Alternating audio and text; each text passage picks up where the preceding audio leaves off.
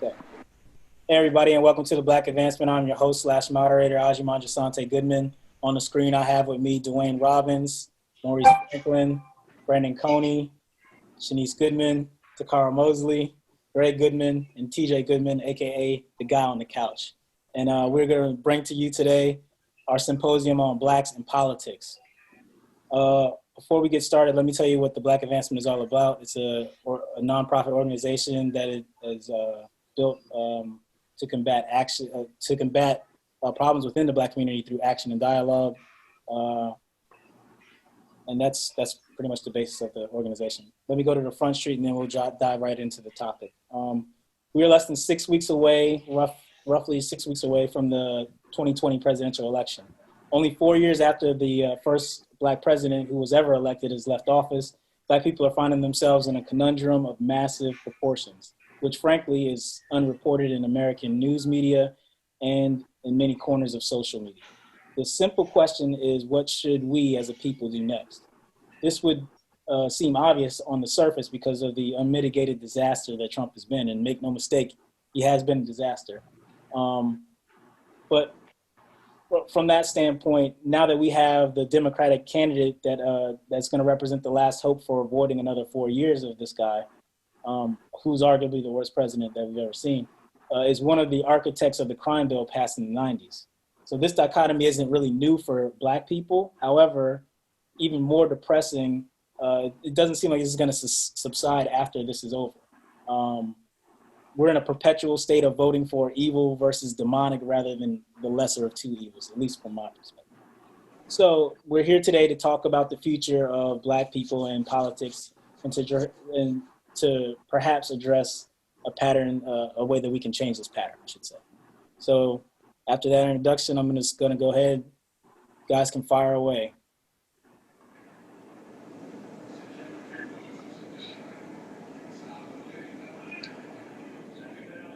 Or I can go into the first question. All right. Oh, All right. I was waiting for the question. Well, damn. I literally explained. You know what? I'm recording right now. Damn it. Anyway. I thought it was like a dramatic pause. I thought. Damn. Can I read the question? Perhaps not. Go ahead. Sorry. I mean, yeah, ask your question, please. We've only been waiting like 10 minutes. You are unprofessional, sir. Okay, all right. Ask me, Aji. Ask me! I'm sorry. Okay, all right. Do Black people care enough about the political process? That's the first question. So I think that's the wrong question. Well, damn! I just said. I mean, yeah. I mean, to me, it's not so much that Black people care enough about the political process, but does the political process care enough about Black people?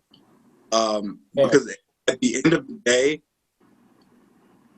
if you've been marginalized your entire life and there have been policies, whether they're local, state, or federal, that do not directly benefit you, what incentive do you have to go out and vote? I actually was having this conversation literally the other day. Is let's take a 45-year-old who's lived in the hood his whole life, has been in the game in the streets. What incentive does he have to go out and vote? And it's because the political system in and of itself is broken. It's not geared or designed to help Black people, let alone any other minority. It's geared and designed to keep power where it's always been, which is in the hands of powerful white men. Well, I would say one thing is because of what he just said, then Black people don't try to understand the system. Because if you get in and understand the system, we could do things if we got together and understand how the system works, and we could all make decisions that could work in our benefit, which is maybe leaving both of these parties, becoming our own block of voting, because this two-party system doesn't work. We see that. And we're going to have to be the leaders of whatever happens here, because if we think this system is ever going to do anything that's right with integrity or anything like that, we're off our rocker. I mean, that's where it's at. So until we come up with that mindset within us to do this country is in a world of hurt, if you ask me. Yeah, and I don't limit it to just Black people, of course. Like both Brandon and Dwayne said, I think our political system is kind of going down a path at this point where we really don't have a way back to normalcy. It's not set up for the common person to succeed, let alone a marginalized group of people, such as we have been. And so when you look at even, like middle class white people, even they struggle under this political system. Like it doesn't necessarily work for them. They may pay a lot of taxes. They may try to contribute in some way, but it really, at the end of the day, it's a lot of the same things. If they're middle class, I guess they're kind of overtaxed and under, I don't want to say funded, but like under supported in some way politically, where you have systems set up that aren't really prepared for people as they age and as they're younger. And so again, and I think that's just a majority. I don't know if I explained that well enough or clarified my thought well enough, but I think that's the issue in itself as far as politics go in America. And then I think when it comes to Black people in politics, if the normal white person can't necessarily succeed in this because it's not geared towards them, it's just geared towards that upper 1% of powerful white people, then there's no way that any Black person is ever going to have any power in this current political system. It's education to me. I mean, you have to understand how the system works. If you understand how the system works and you work within the system and get one more vote than the other, then you win. That's how it works. Now, we have to, because of slavery and how it's instituted, how we treat one another, until we get over that mindset that we can trust one another as a people, it's going to be hard for us because we have to get to that point where we can get on one accord, and it's going to be hard. I mean, it's been hard for us to come to that realization. I think there's plenty of people who understand how the system works, though, but it really hasn't made a difference. Like, there's a bunch of people who understand how the system works when it comes to like student loans, and yet politically, they still make student loans one of the hardest debts to get rid of, but one of the easiest debts to acquire. When you can't even buy a car at 18, but they'll let you take $100,000 out to go to college. Right. And that's what I'm saying about understanding how the process works, right? So you send somebody who represents you, right? And you've asked them like, hey, get rid of this terrible ass thing. It's hurting everybody here. This is not good for all of us. Let's fix this. Bail us out or something, because y'all bail out the corporate people all the goddamn time, right? So if they don't do that, then what do? You go to the Second Amendment, get you a militia, go up there and tell them, hey, if you don't do what we say, we taking you up out of there. That's how it works. This is how we can make it work. You're watching it happen. I mean, if you're watching what the NFAC has been doing, where they go, you show up with a 1,000 guns and say, hey man, we're not down with this. They're having a hard time dealing with that, because what? That's almost, you got to bring in the military, because even if you bring in the National Guard, I don't know if they got 1,000 National Guard on demand. They can come in and bring you when you bring it face to face like that. America is about power. And once you understand that, then you understand how you can move within this system, even in the political part of it. So it's about us understanding that aspect of it, I think, and then coming to that realization, whatever group it is, whether it's Black people or everybody who has a mindset like that. Because, dude, if all the masses of the people who are being controlled or oppressed understood this and got on one accord, the majority wins here. If they go and say to the people that got all the money right now and say, hey, I'm taking that from you, then what happens? Well, something has to change, right? Go ahead, Greg. About to say something. Go ahead. I understand what Dwayne's saying. I understand what everyone on both sides. I understand on both sides.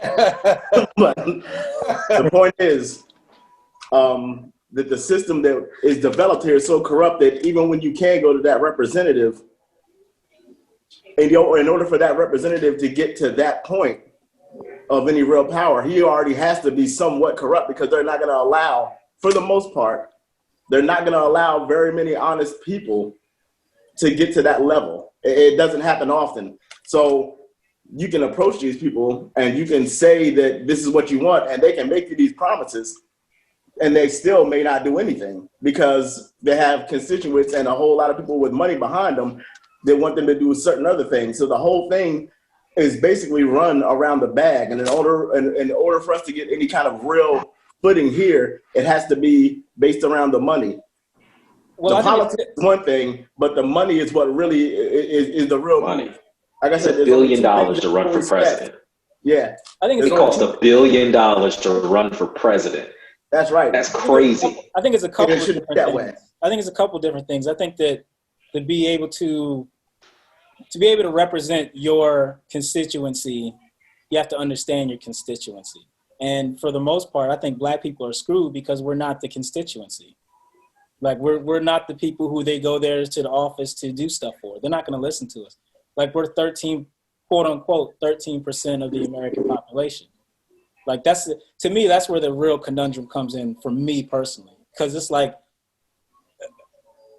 and I'll get into that a little bit later. I just had something else that I wanted to say that I was going to address a little bit. Actually, you know what? I'll just go ahead and say it now.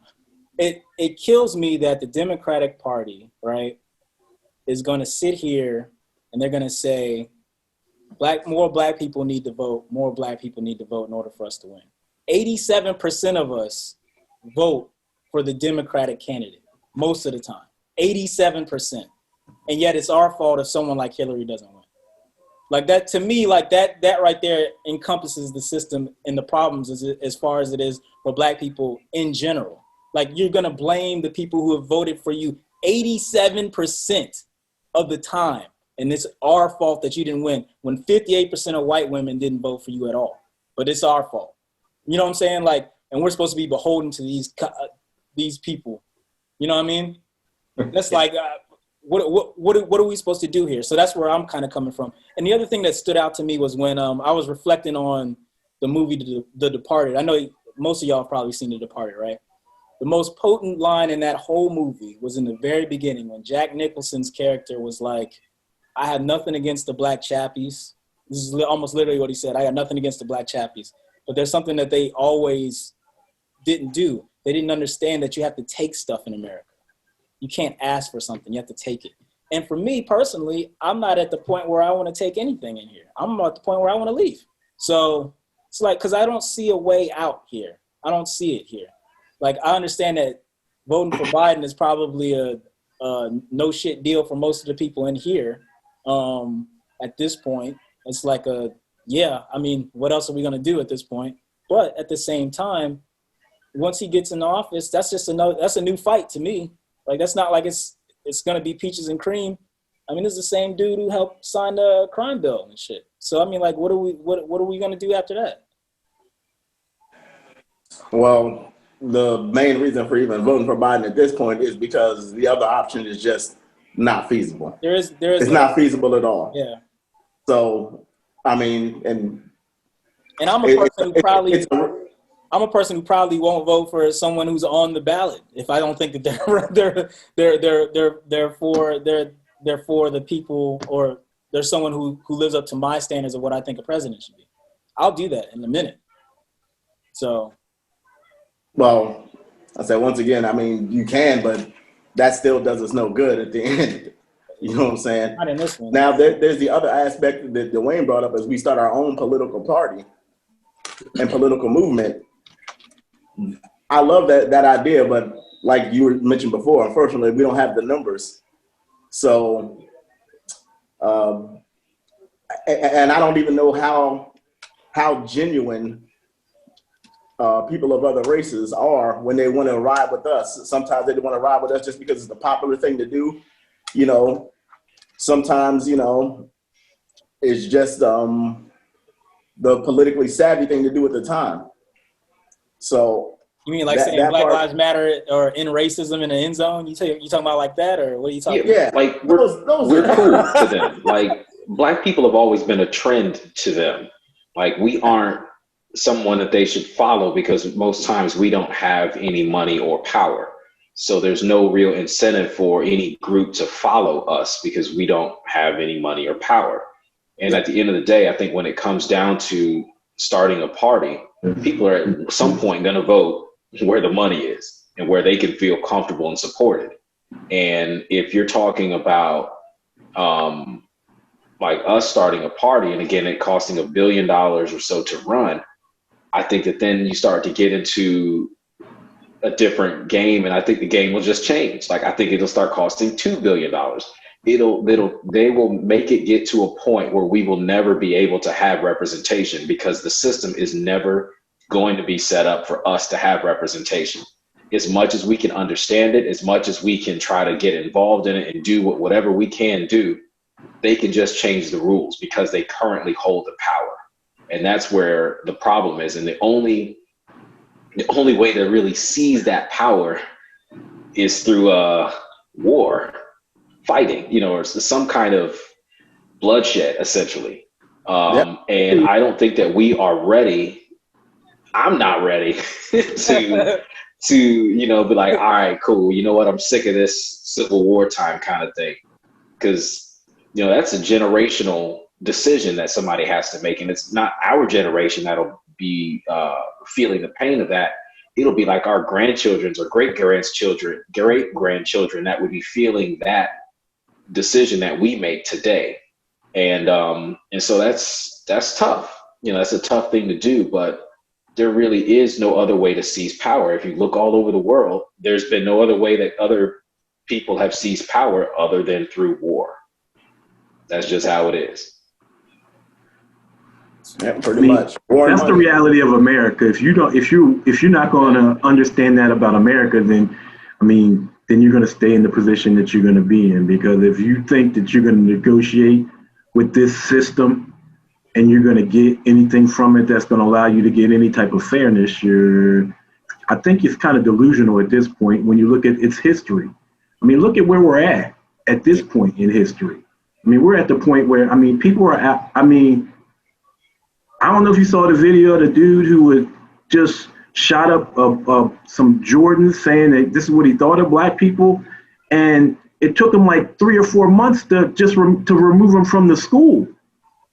I don't know if y'all saw that guy. He was in, I don't know where it was located, but I just saw that recently. It's just like, man, now they say they're scared of us for us being like that, but you only see videos of what type of person doing that. Even all the CIA, FBI say the most scared of people you need to be scared of in this country is the white extremist. You know what I mean? It's always been that way. We've never been the aggressor. Exactly. In any situations. And this dude is running on, be scared of the protesters and the black people because they're the stuff doing it. When you watch the videos now and you see all the protests, all that damage being done by white. Oh, you know what I'm saying? It's crazy. Remember, Dwayne, that's under Biden's America. That's not under his current president's America. Crazy. But that goes back to Aji's point where as far as between fighting for our political power and position, and then you have a lot of black folks that really, we just don't care enough about this country to fight for it. We're just like, whatever. Like, y'all want to have it, you want to tear it up. All we really want you to do is just leave us alone. That's it. Like, I don't really necessarily, I'm not trying to get all powerful politically as far as folks. I just want to get us to a point where they can just leave us alone. I understand, yeah, but they won't get to that point. Think about it though. They still haven't got to that point after what, 500 some years? They won't leave us alone. Leave us alone. That's never. Let us off a little piece. Let us go get in our little. Because seriously, I figure like this: if they let us get off to our little thing and let us get to ourselves, and we can get to loving ourselves for 100 years, watch out, man. Look. But so that to me, that's the inherent problem. The reason why it'll never happen is because if we are left alone to our own vices, we are left alone to build up our communities the way that we want to. If we are left alone to build up our schools, then we'll have Tulsa, Oklahoma all over again, to where they're going to want to burn it all down because they didn't realize how much power we truly and utterly do have. Is that we don't need the system in order to thrive. They want us to be dependent upon the system. And in order for us to be dependent upon the system, we have to. They need us. They need us. They've always needed us. 100%. Well, and not only that, we are the cultural. We influence everything. We just don't we're see the that. culture of basically the world. We're pretty much the reason why everyone loves this country. All the music, all the athletes, all the great things that we've done. Everything is based upon our whole swag. Like everything that we've done is what built this country into being the leader in basically culture. Period. You know what I'm saying? We've all built this and developed this as Black Americans. So, I mean, like I said, the influence is so strong from us that back in 1970 something, some kids spray painted something on a wall in New York and did graffiti, and now the entire world does it. Yeah. And it was started by some kid in New York, some Black kid in New York. That is the kind of power and influence that we have. So basically, they love everything about us and they don't want us to leave, but they don't want us to leave because they love all the things that we bring to them culturally, but they don't want us to have any power, because if we do get power, they will be taken out of the system completely. There'll be no place for them to go, because for one, our genes are just stronger. So once you start that happening, then that's just the end of white people. Everybody's gonna look beige in about 50 to 100 years if that happens. Everybody's gonna look like a pair of khakis. Everybody. Okay, that's one. Two. Not the khakis. The level of creativity that we have, and it's all based on going without and having that struggle. So all the creativity and stuff that we have is based on that. So if we even get to a spot where it's even, we're definitely gonna thrive.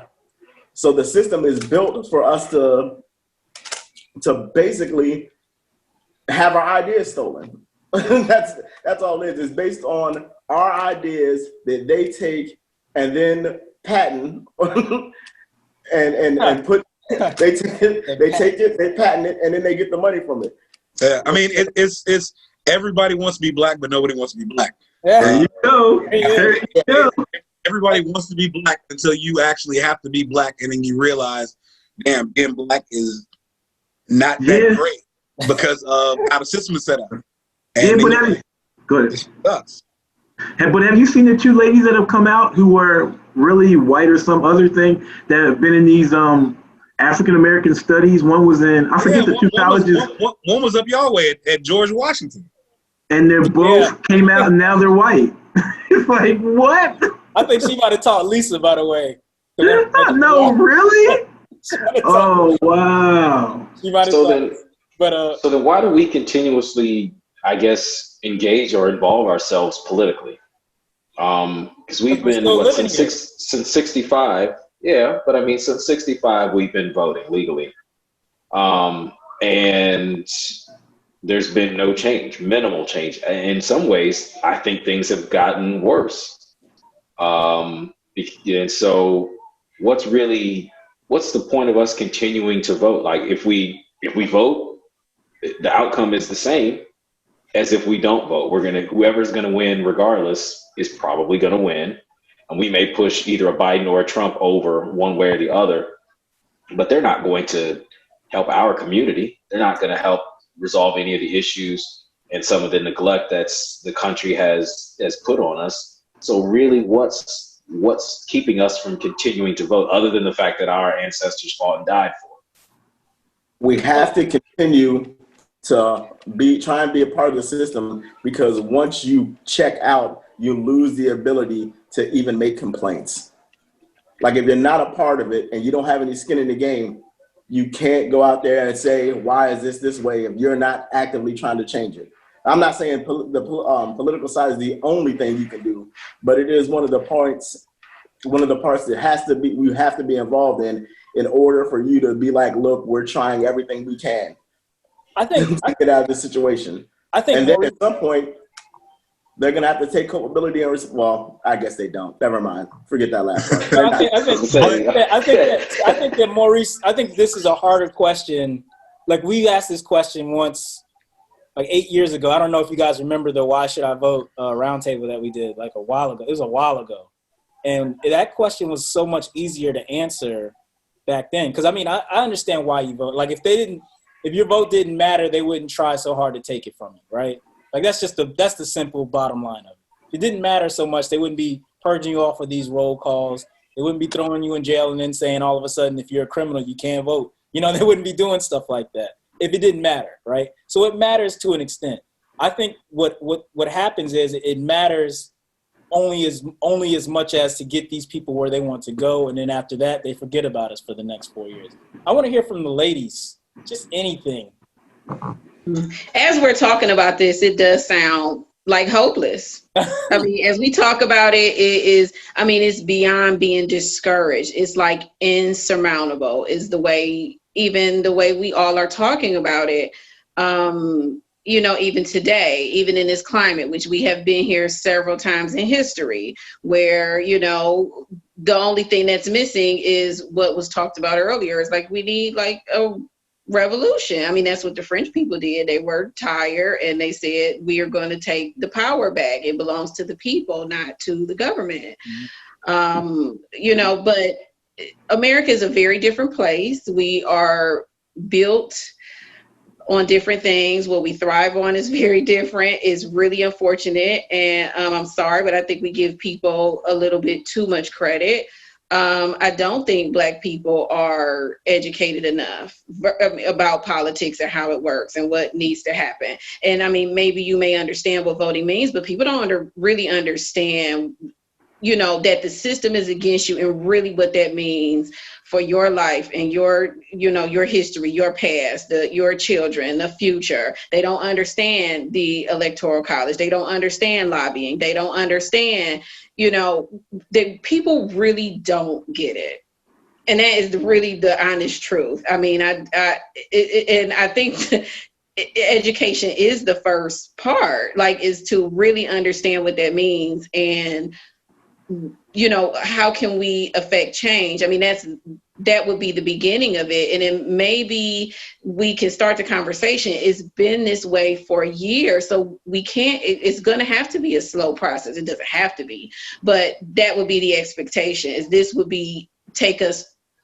again, insurmountable, numerous years to change a system that has been institutionalized for generations upon generations and never was intended for, marginalized people, and not just Black people. Marginalized people are Black folks, foreigners, we're talking about immigrants, we're talking about low-income white people. I mean, they all suffering too. They don't know what's going on either. It's not just us. I mean, like you say, you can't blame us for not voting for Obama or, not voting for Clinton, Hillary, not voting for Hillary when, like you say, her own counterparts didn't vote for her, which doesn't make any sense. So where are their values? If you're a woman and you're okay with the things that Trump says and being objectified, but you want equality, what do you want? Well, let me clarify. Trump was only right about the part he said about women. Let me just clarify that. Say that again. Nothing. I didn't say anything. Go, keep going. Okay. So, and again, I'm worried about, if Joe, I hate to say it, but it's true. Did Joe make a mistake by choosing Kamala Harris as his running mate? Because I think it may ostracize a lot of voters. You're talking about white unnecessarily, because people I don't know if they're ready. And there is something to be said about having a woman as vice president. And why do we keep going? Why should we still be involved in the process? Because change is the one thing in life that's inevitable. When is it going to come? What is it going to look like? How are we going to do it? I mean, that's all. We don't know, but it's coming. Now, when and how, is up for debate, but you just don't know when the bottom is going to be the bottom and things are going to change. And you have to continue to be a part of it. You have to continue to, move forward and strive. And because that's the only way to really, hope for things to change, because otherwise it's would get worse. I mean, we can't really see it getting worse, but it's been worse. So there's no reason why things can't go backwards. Like, I want to push I got a back. solution. I got a solution, and I have a question. If you Okay, don't mind. go ahead. I'm sorry. Well, the first question I ask is that if I don't know, I went through public schooling. I don't know what everybody else did, but when you learned about government, what did you learn from it? And then when you left school, did you have a good understanding of your local government? Because to me, I'll say this: I didn't have a very good understanding of my local government. The only way I had a good understanding of my local government is because my father was involved with it. Because he taught me how to interact with it, and I was able to kind of be successful in it. But as far as, and I say this is just in general to everything to follow what she said, even poor whites, you have so many people that don't understand how their local politics work. I mean, I asked the question, do you know what is your legislative body and your executive body at your local level? Because I'm willing to bet you most people could not tell you that. Could not tell you. I agree with you. I think most people don't know, and most of that I did learn in my adult years. Like absolutely, like you say, it was like during college, after college, into graduate school. Which is a travesty because your local school system should want you to understand that.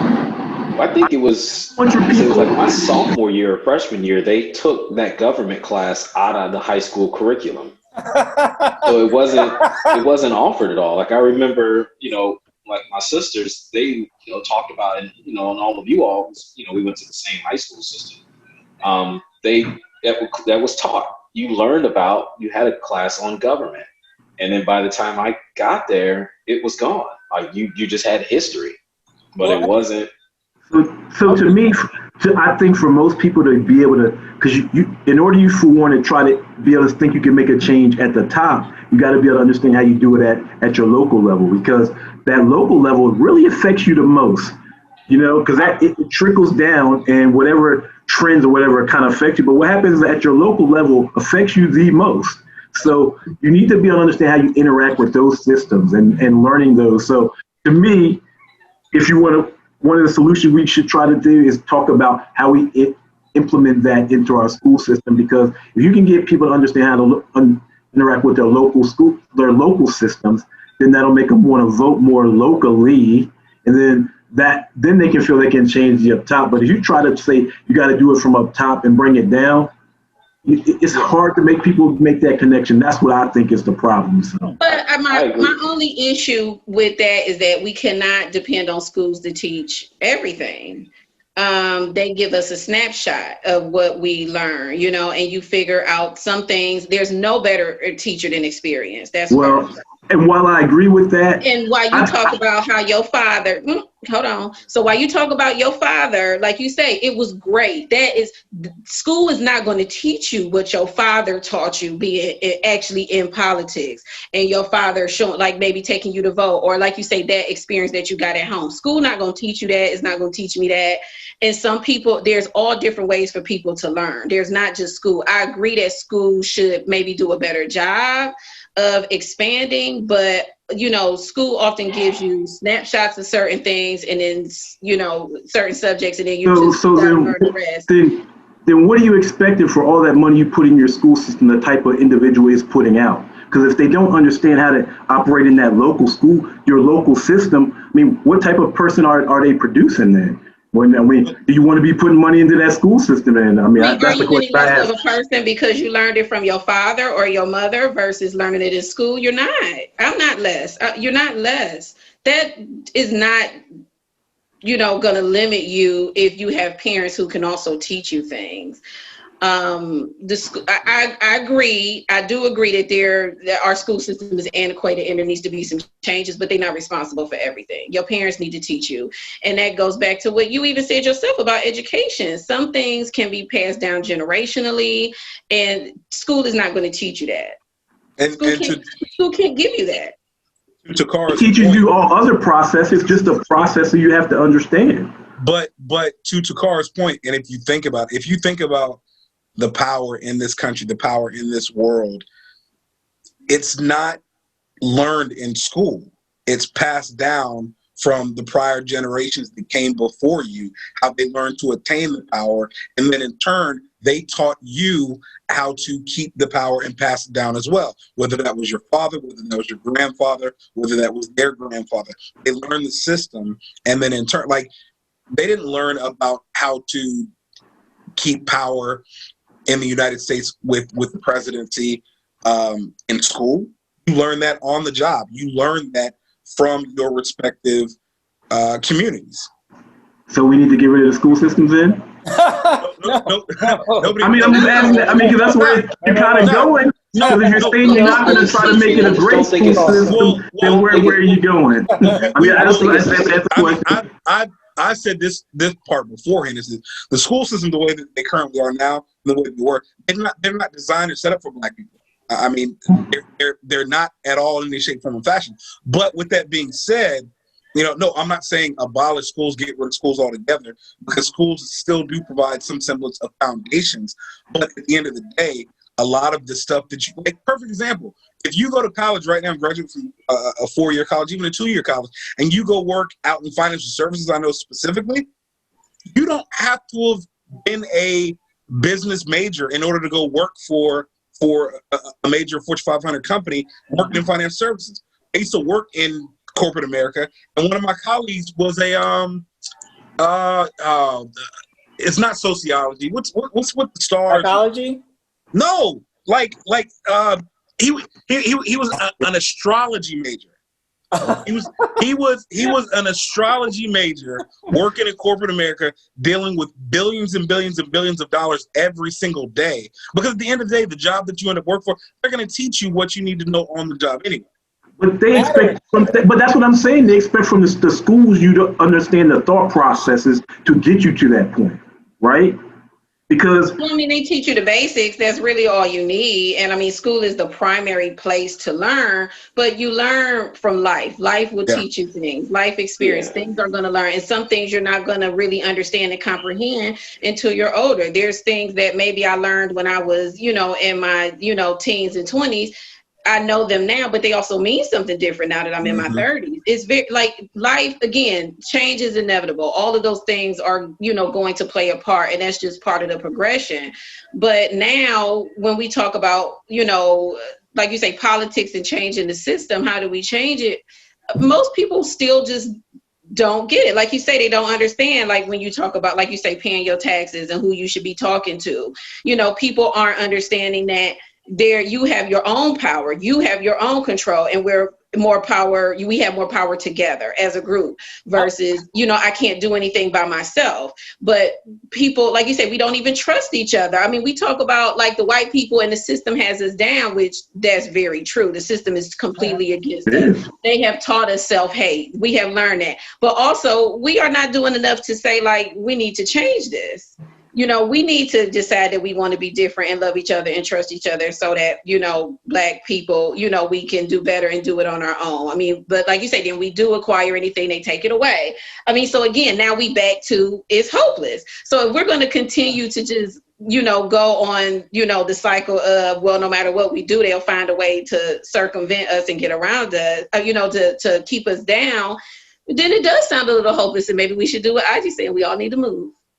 It's not. I don't think it's hopeless. I think, just like has been stated, there's only one way to get power in America. The same way America got the power.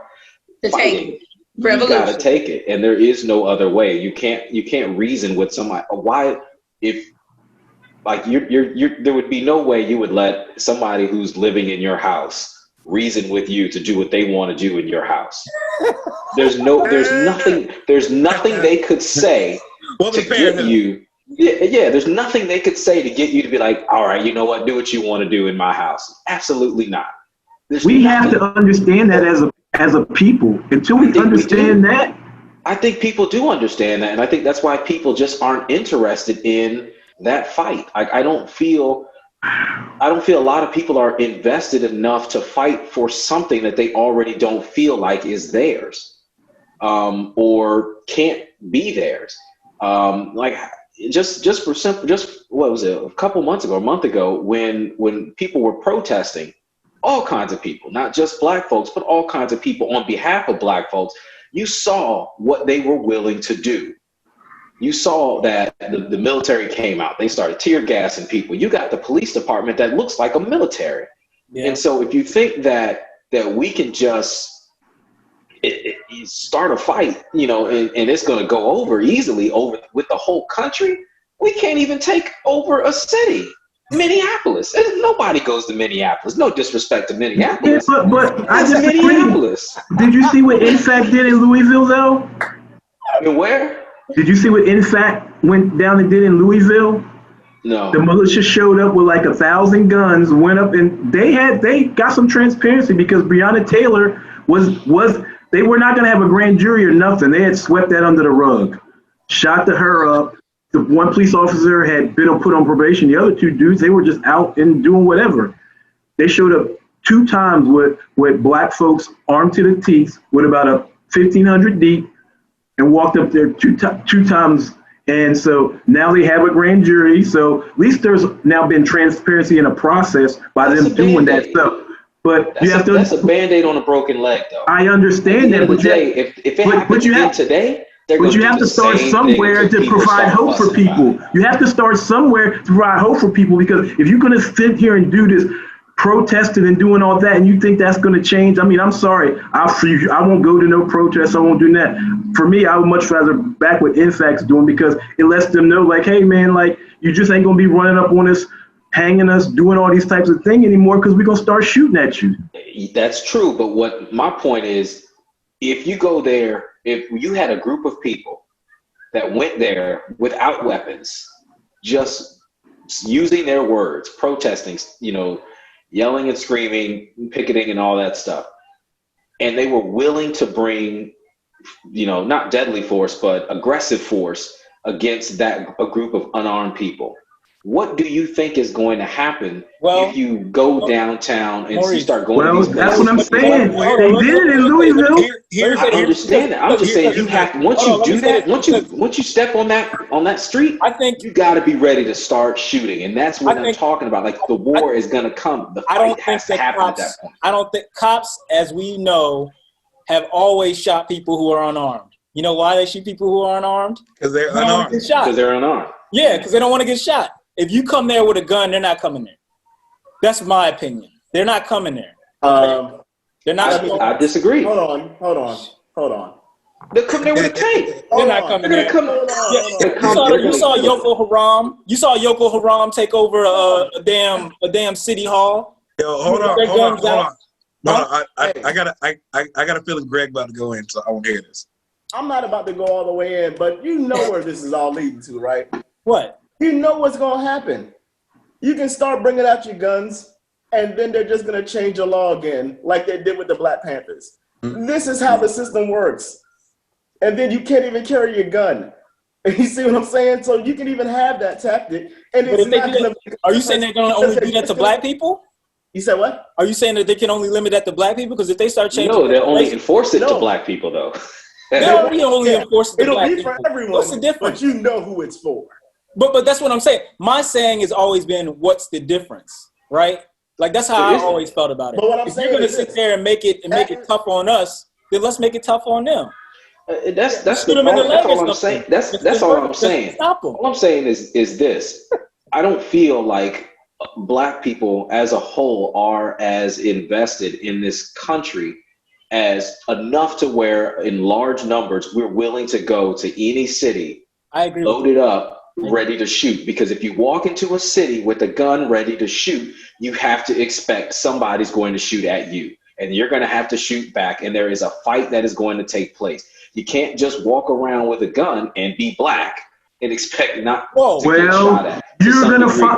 I think you're gonna find out kind of soon. You better pay attention to what's going on around you, because INFAC is planning on doing a 1 million gun formation somewhere in this country within the next year. So they're going to try it. So even if they get 100,000. I'm interested in seeing how it works. But again, when I look at the local police department, they have tanks. They got tanks and equipment that is like a whole military. But they don't have 100,000 of them. But that's the thing. But that with, Yo, with a tank, you don't need 100,000. You need one tank, 100,000. and that tank will take care of a lot of If they got the issues. be like it. You gotta die for something, man. If you ain't willing to die to be free, then I don't know what to tell you. But again, Dwayne, it goes back I to just take a plane what ticket before I die off some bullshit over here. I'm sorry, say that again. I said I'm gonna take a plane ticket before I die off some bullshit over here. Exactly. I'm not invested enough in this country to fight for it. But I mean, we can also understand why people feel that way. I don't disagree. It's Look, not their country. They don't belong to it. This is also why people riot and why you may live in that community, but it is not yours. It's not yours. When I was 20 and I didn't have kids, dying for the cause was pretty cool.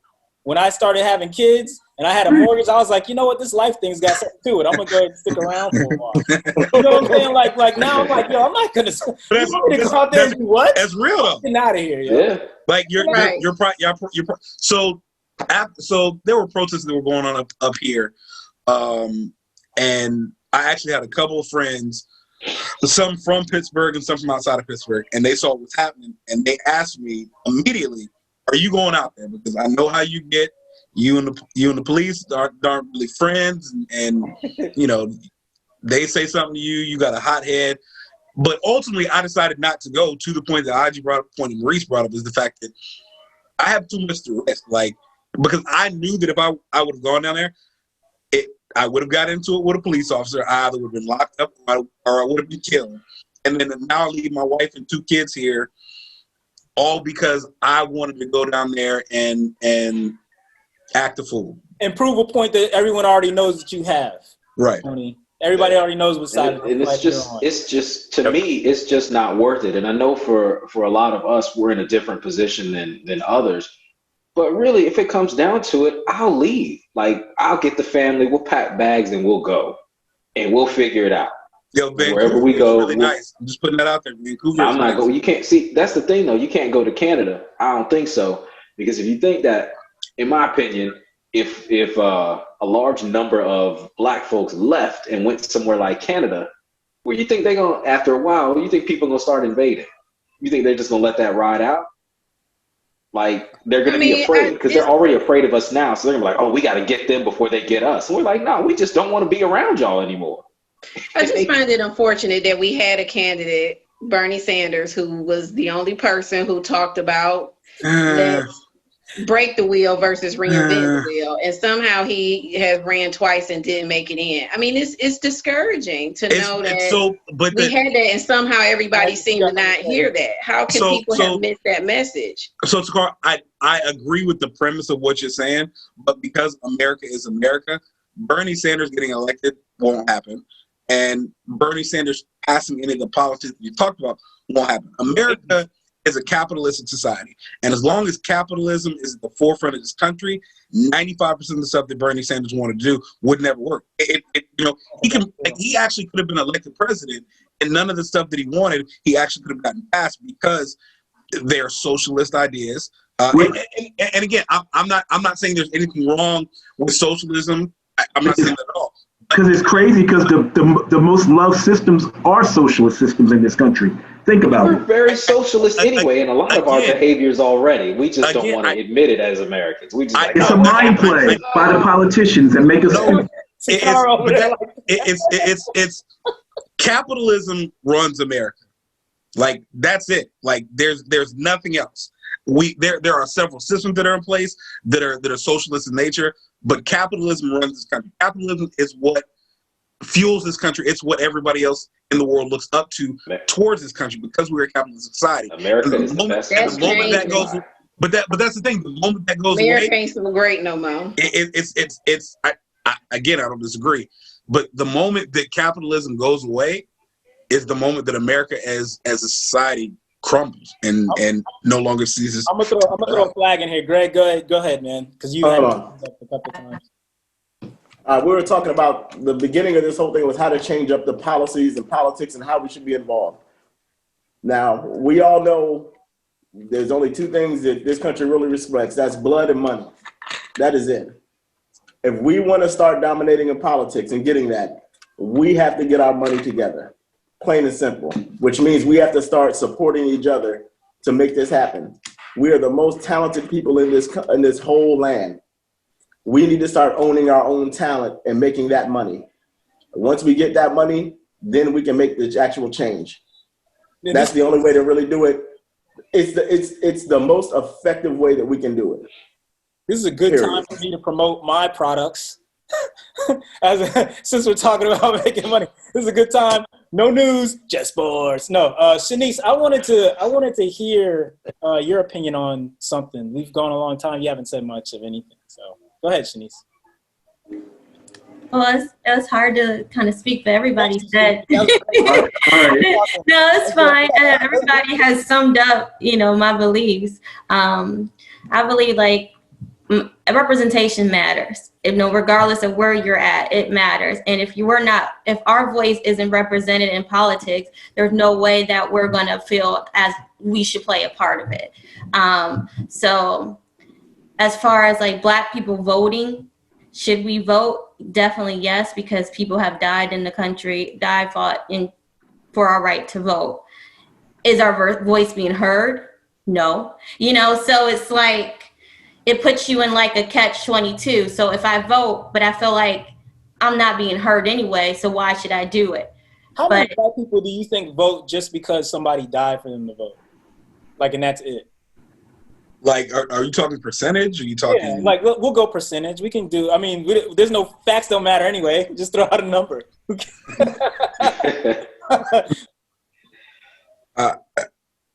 10%, maybe. You think only 10%? I would say 50% of Black people vote simply because somebody died. Uncle Wilbur or something died down in Alabama. Uncle Wilbur died in Alabama. I would think probably higher than 50%. You think it's higher than 50%? Really? Don't lie, Aj. You will never, because if your dad found out you didn't vote, he would kick your butt to this day. Mine too. So I never not vote in them. Because man, if my parents ever knew that, they would disown me. I'm not saying that that's me and you. I'm saying Black people in general. Okay, got you. Yeah, how many of them vote for the simple reason that somebody died in 1957 for them to try to vote? They came in here and did this and this and that. Well, that's what you hear from people. Like if they say, "Why don't you vote?" Well, such and such went to this. All this, and you can have the voice right. You need to show up, and you need to make sure you're there. That's what you hear from them. So it's like, I'm gonna vote, but what is my voice really in this?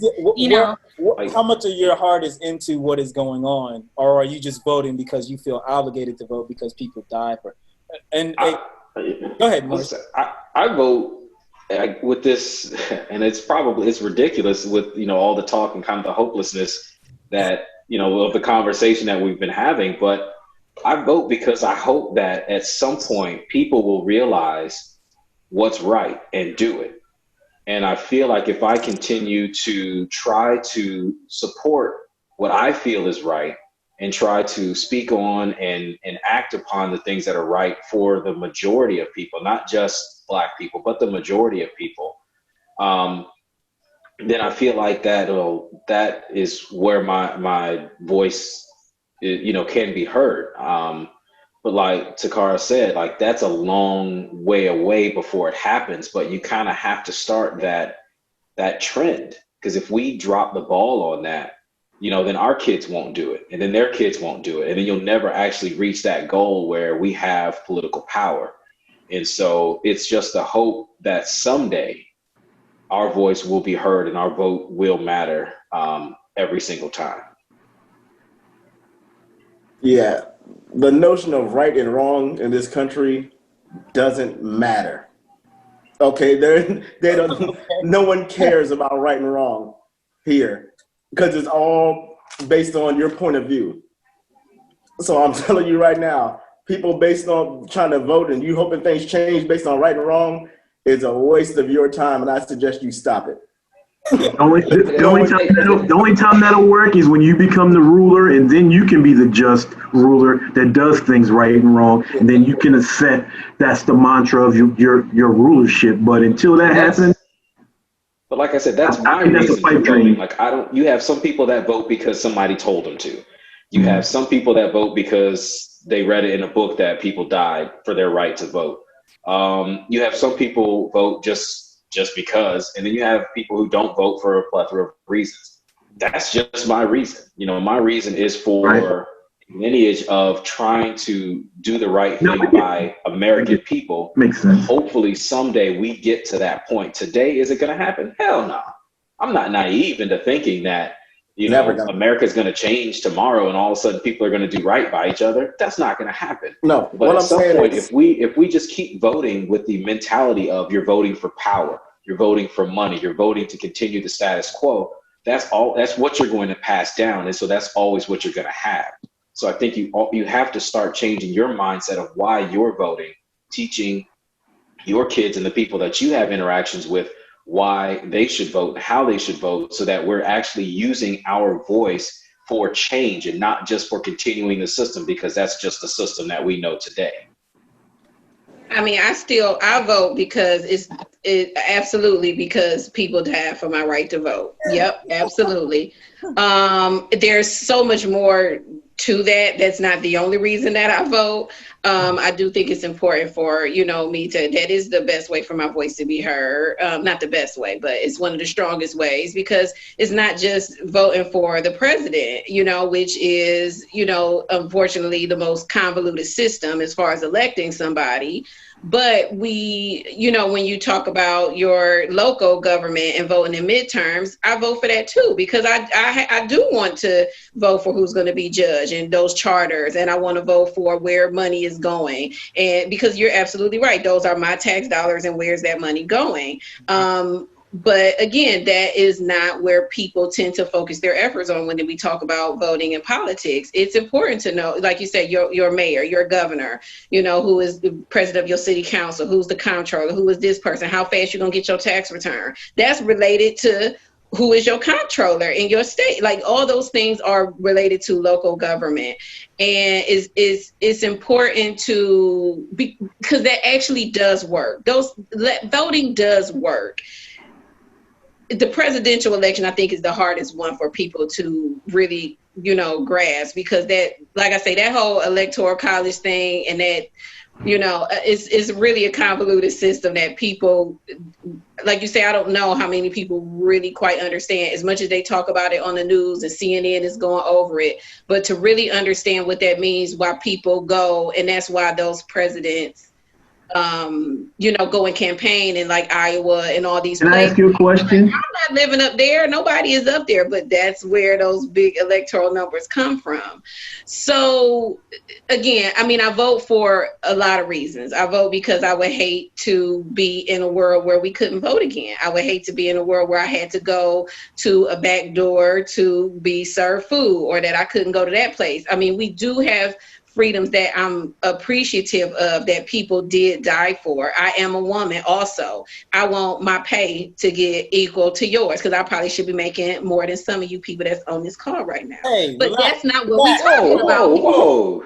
Hey, This one left real quick. However, no, but I'm saying, like, it's important to be involved. It's just important to be involved and to take advantage of freedoms that really, if you think about it, it wasn't that long ago that we didn't have them. Yeah, I should have muted your mic.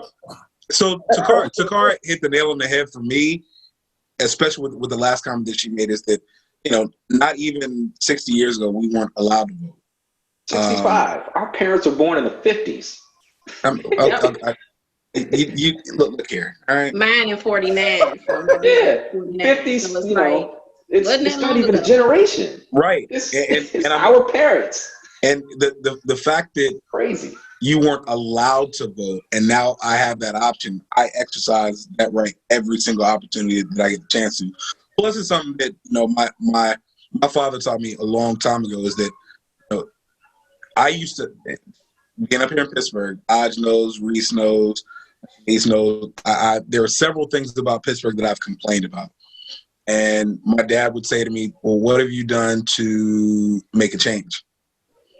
And back then, my response would be nothing. He said, "Well, I don't want to hear you say anything." I have the opportunity to make a change. and you're not doing anything, so you don't have any room to complain. And I liken that to voting is that, and Takar said it best, voting on your local level truly can make a difference.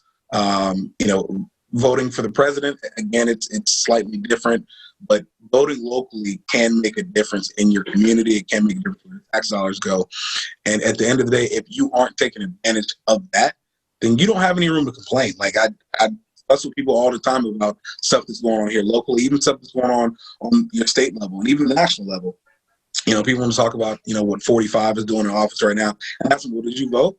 Well, no, I didn't vote. My vote doesn't matter. Well, in certain states, your vote 100% would have mattered. That's true.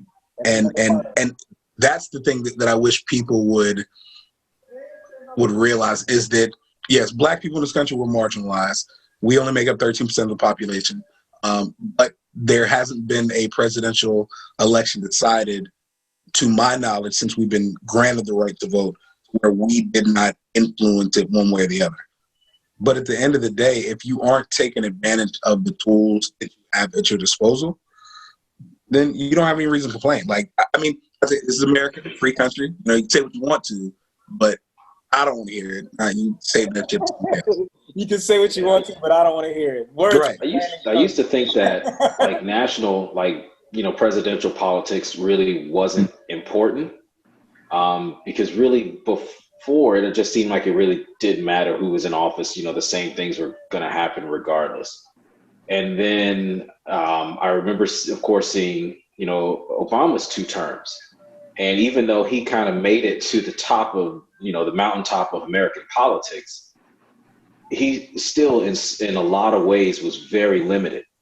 Yeah. Because of because of Congress. Like, he was still extremely limited.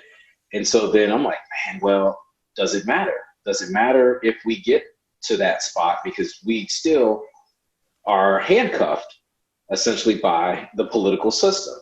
And then the next day when Trump took office, I'm like, yo, he's got no handcuffs on him at all. Yeah, he can just do what he wants to do. And so it's like, man, it's so puzzling at times, because you look at President Obama's administration or his presidency, and you saw how limited he was, and it seemed like, man, my vote doesn't matter. It doesn't matter who's the president, because it really doesn't impact me at all, because you can't make any change because nobody wants that change to happen.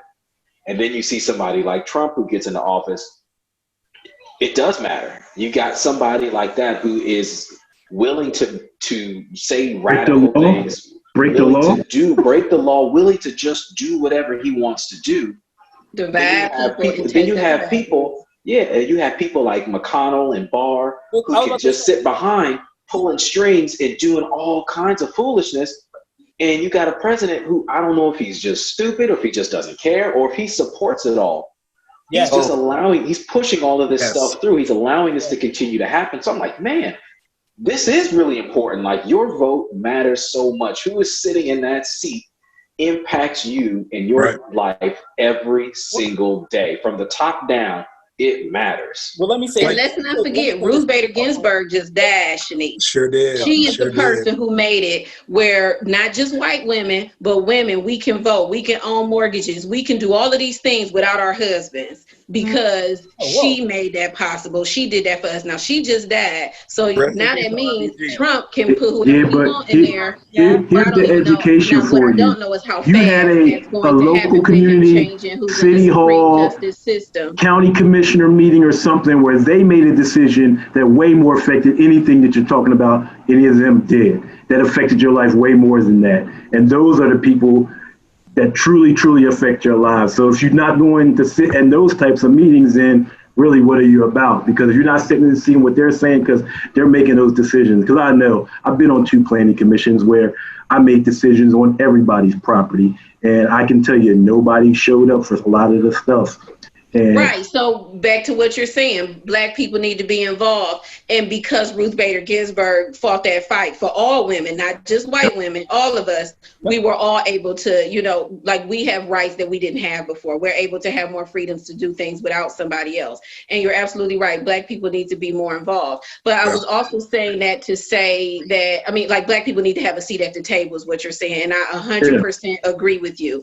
But I'm also going back to now that Ruth Bader Ginsburg has passed, which I was like, oh Lord, I was just hoping she could hold on till he out of office, because who is he going to replace her with? Like you guys are talking about Mitch McConnell and all these other people. Like who is he going to get somebody in there before he's voted out? I mean, but then again, is he still going to be the president? I mean, I didn't think he was going to make it the first time, and I was flabbergasted. Let me say this real quick, just so people get something straight here. This is how I've always looked at it.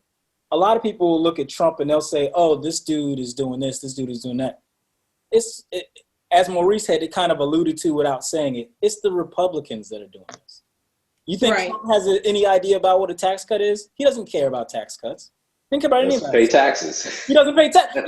He doesn't pay taxes. Why the hell would he care about tax cuts? Right? That's why he's in office. Like this is their policies that he is just the stooge that is able to do that and not and he can sign off on it. He doesn't realize all the stuff that all the carnage that it causes when he actually gets the wheel of the car as the dog. He doesn't. I mean, let's think about what he's all done so far. He's been able to do all this stuff, and you call him stupid, crazy, and they keep passing all this stuff. It's not him, though. And they let him.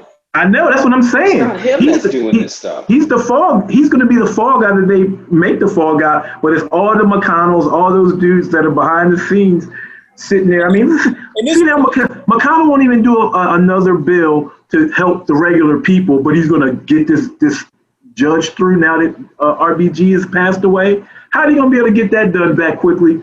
And they can't get a stimulus package for the regular people. These dudes Come on, man, really? To walk the streets, in my opinion. They should not be able to walk the streets. They should be taking tunnels everywhere. Because if I guess my question is, so the rallying cry back in 2016 was, make America great again. And that's starting to become the rallying cry now. Let me ask you all, when was the last time America was great for Black people? You're waiting. Never. What year?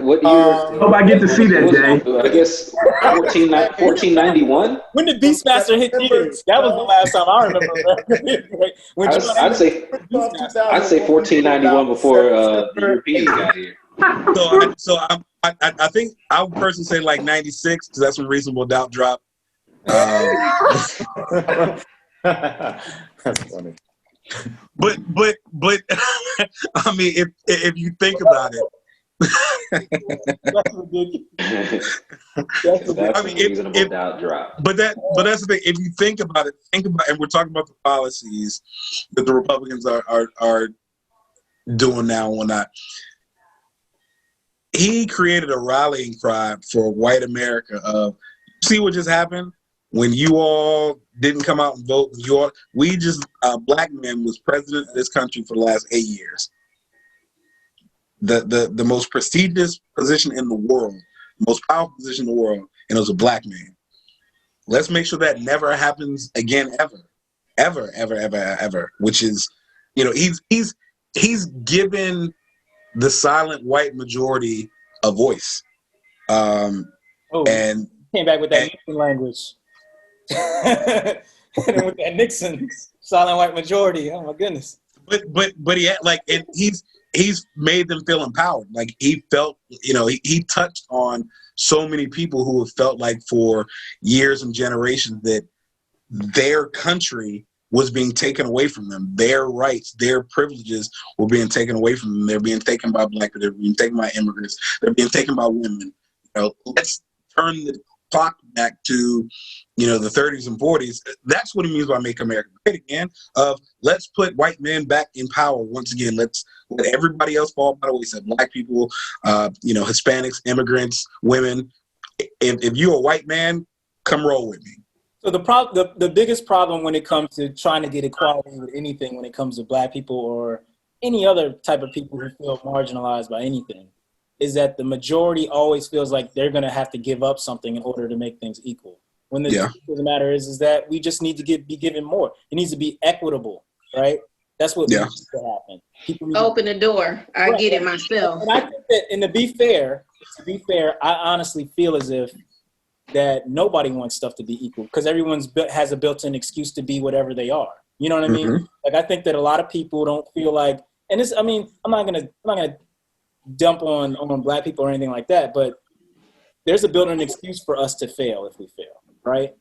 It's a legit excuse, but it's an excuse nevertheless, right? There's some people say it's like you're playing the victim, even though we are victims. I'm not gonna sit there and say that, but people will say something like, "Oh, you're playing the victim, you're playing this, you're doing that," kind of thing. But I mean, I think that people have gotten so systemicized. I don't make up a word. Systemicized, right? That basically they don't know how else to live. And when you're offering something besides what the status quo is at this point, like we all know, change, nothing scares people more than change. Mm-hmm. And if you're offering change, then people are just gonna run away. They were like the old people who would rather build a back door to walk through than to try to fight to get in the front door. You know what I mean? And those are people. Go ahead, Greg. I saw your hand up. Go ahead, finish your point. I'm done with my point. I know. He never should have started, Greg. He never should have started. Well, my point is this: like, I'm trying to figure out with this country, especially, what the big problem is with change, because all the changes that they've made has done nothing. The big changes like blacks voting and not having slavery and women getting their rights, it's actually changed everything, actually got better for everyone. So I don't understand how they can't look at the history of these changes and not be on board with these changes. It's hate. That's what I'm trying to figure out. That's a really good point. It's not about that. Go ahead, Maurice. Sorry. It comes down to hate. But you can go ahead, T. It does come down to hate, but it also somebody brought up economics earlier, right? That was me. That was you. Coney's pointing to. Speaking, you're right. Generally speaking, things get better for everybody, right? But all these relationships and these backdoor handshakes and all that stuff between some corporate leader and some senator, congressman, whatever, those are the people that suffer in the interim, right? And they're not trying to do that. For example, we struggle for basic rights in this country, right? Not to be shot by a cop when you get pulled over for speeding. But if you kind of rewind it back and think about who's making money off of that, right? The jail system is for profit, correct? Yeah. So they got to jail somebody, right? Yeah. So who are they gonna jail, right? They've got to keep us in a position where they can continue to make money off of our backs like they've always done since the inception of the country, right? Fair enough. And I guess to answer the first question about do we care enough about politics, I think it kind of ebbs and flows, right? And what I mean by that is, our generation before us, they were out there on the picket lines and doing stuff in order for us to get our rights. And I think we got a little bit comfortable for a while, and these things weren't as important. And now something has, sparked interest in us going out and voting and being part of the political process again. I think we're probably too quick to be satisfied. We're too fast. So we'll kind of back off because we made a little bit of progress. So now we stop pushing. I think we got to keep pushing if we want change. And unfortunately, I'm in agreement with Dwayne. I mean, the great educator is pain, right? I mean, all of us have changed our behavior or changed something because it hurts, right? We got to figure out how to make it hurt. Hopefully we can get what we want. True. That's a great point about comfortability that TJ made. That if we feel like we're comfortable, if we feel like we're fine, then we stop making our voices be heard because it feels like we already we said what we had to say, and now we got what we want for a little bit. But and he speaks the truth. You have to continue to push and continue to fight because if not, you would get back into situations like we are now. We had that, we fought really hard for that right in the 60s, and then we got quiet, and now look at us. You know what I'm saying? So it's about continuing the fight and continuing the push. If we want our voice to continue to have a power in this country, which unfortunately right now it does not have a power. But if again, like so many people say, if we unite, if we can get together on a strong front, I think we can have more power. And then with power, we also need financial power. We need political power. We need representation matters in all aspects. And that's my point. Keep going back. It's like, it's not going to really change unless we have the representation there. Unless we have someone that can speak in our behalf, unless we have, candidates that are speaking our language, that can speak to our communities. And so that's the point where I feel like we're missing. A lot of politicians talk a good game, but they're not really speaking for us. You understand what I'm saying? Absolutely. So it's like, that's why it's important for us to be educated in the political system, know about the policies that are being passed, know about the law that are being passed, because if not, then we're going to continue to be this small 13%, and then you can just refer to us as a 13% opposed to this percentage we need to listen to this percentage, opposed to like, oh, it's just only 13% of the population. We need to have a much more stronger voice. And to get that, we need representation, and we can't get comfortable. That brings up a question for me, for everybody. How much do you guys think that the winning of some of the civil rights passages, like the Voting Act and all that stuff, was just an appeasement play, and it actually made stuff easier for white folks? Because I've had this thought for a long time where it's like, they said, yeah, we'll do Brown versus Board of Education, now shut the hell up. We'll do Voting Act, now shut the hell up. We'll do this, now shut the hell up. And then they stopped, right? And then everyone got comfortable, and then they're like, and then all of a sudden, a couple years ago, guess what? They didn't renew the Voting Act. They're purging people all over the place in places below the Mason-Dixon line. Yep. Yeah, I think when Obama got voted in. Yeah, I was gonna say, I think those acts and Obama being elected, I think we as a people looked at like, okay, America's arrived. Like, we have an equal foot or equal seat at the table. We're here. Everything is cool. And it didn't take long for us to realize, nah, we're still here. Still America. Nothing's changed. Yeah, so it's. I mean, I think when it happened, I think we were so. I don't know about you. When Obama got elected the first time, I really thought America was really changing at that point. But I think that first 4 years, it was just like a fairy tale for us, because I think you're just like, damn, the president is black.